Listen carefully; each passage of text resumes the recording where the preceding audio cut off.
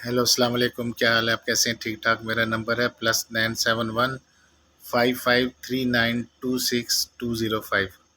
अच्छा, मैं आप लोग को ये बात बताना चाह रहा था कि देखिए, मैं सिंपल बात बताता हूँ कि विज़िट वीज़ा या कोई भी अगर डन बेसिस पे होता है तो उसकी प्राइस ज़्यादा हो जाती है।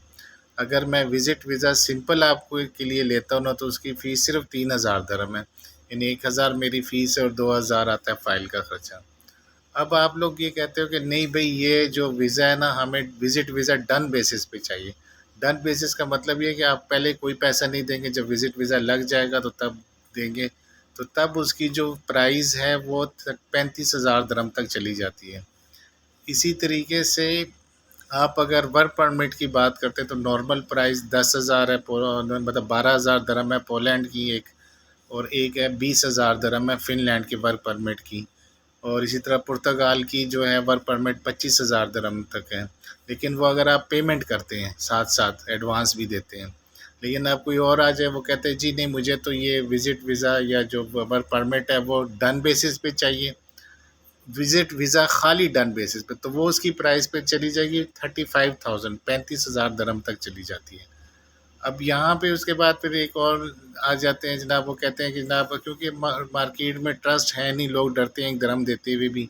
फिर नेक्स्ट क्वेश्चन करते हैं कि जी हमने क्या करना है, हमें आप डन बेसिस पे कर दें, यानी जब तक कोई एयरपोर्ट से बाहर बंदा निकल ना जाए तब तक जो है ना हमने पेमेंट नहीं करनी, यानी जब एयरपोर्ट से बाहर जाएगा तब पेमेंट करनी है।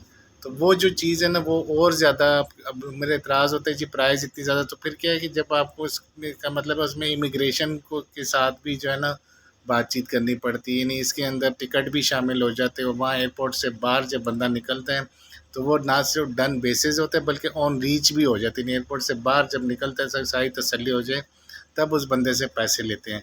तो उसको उसकी जो प्राइस है वो 50,000 दिरहम तक है, और पाकिस्तान में 50 लाख रुपीस तक है ये। तो ये चीज़ें इस वजह से ये प्राइस में फ़र्क आता है। तो अगर आप लोग मुझे थोड़ी सी फैसिलेट करें, आप लोग अगर मेरे पे भरोसा करें, तो 2-3 हज़ार दिरहम में भी काम हो सकता है, जो कि आप 50,000 दिरहम तक ट्रस्ट ना होने की वजह से होते हैं। ज़ाहिर है फिर मुझे भी इन्वेस्टर्स को बीच में इन्वॉल्व करना पड़ेगा, वो अपना प्रॉफिट भी लेते हैं। तो इन चीज़ों की वजह से जो है ना रेट बढ़ जाते हैं। तो अभी अल्हम्दुलिल्लाह मेरे पास फ़िनलैंड का भी वर्क परमिट मौजूद है।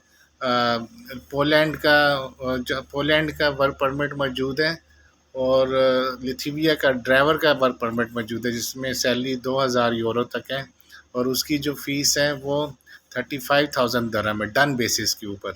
तो ये मतलब ये सारी, लेकिन वीज़ा मिलने के ऊपर है, ठीक है? ये सारी प्राइसिंग की ये सारी शेड्यूलिंग है।